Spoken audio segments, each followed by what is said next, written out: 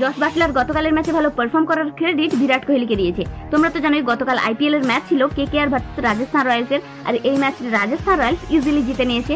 গতকালের ম্যাচটা কি দুর্দান্তই না ম্যাচ ছিল, শেষ বল পর্যন্ত ম্যাচ চলেছিল। আর রাজস্থান রয়্যালস এর তরফ থেকে জস বাটলার তো দুর্দান্ত পারফর্ম করেছে।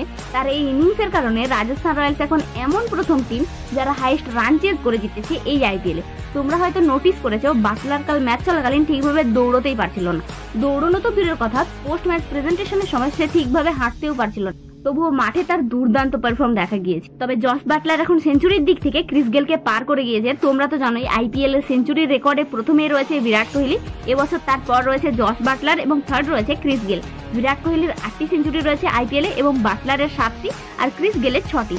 তবে পোস্ট ম্যাচ প্রেজেন্টেশনের সময় বাটলার বলে যে কোহলি ধোনিকে দেখেছি আমরা কেমন করে তারা ম্যাচের শেষ পর্যন্ত টিকে থাকে এবং ম্যাচকে ফিনিশ করে, আর আমি সেটাই করার চেষ্টা করেছি। তবে গতকালের ম্যাচে শুধু বাটলার নয়, সুনীল নারিনও খুব ভালো পারফর্ম করেছে। কেকেআর এর তরফ থেকে সুনীল নারিন গতকাল 109 রান করেছে মাত্র 53 বলে, তার মধ্যে 2টো উইকেট নিয়েছে, একটি ক্যাচ আউট ছিল। তবে কালকের দিনেই 2013 সালে সুনীল নারিন আইপিএল এ হ্যাট্রিক নিয়েছিল, আর কালকের ম্যাচেই সে সেঞ্চুরি করেছে। রোহিত শর্মা, স্যান ওয়াটসনের পর সুনীল নারিন এখন থার্ড প্লেয়ার যে কিনা হ্যাট্রিক করেছে আইপিএল এর ইতিহাসে। বাকি গতকালের ম্যাচ তোমাদের কেমন লেগেছে কমেন্টে জানিও।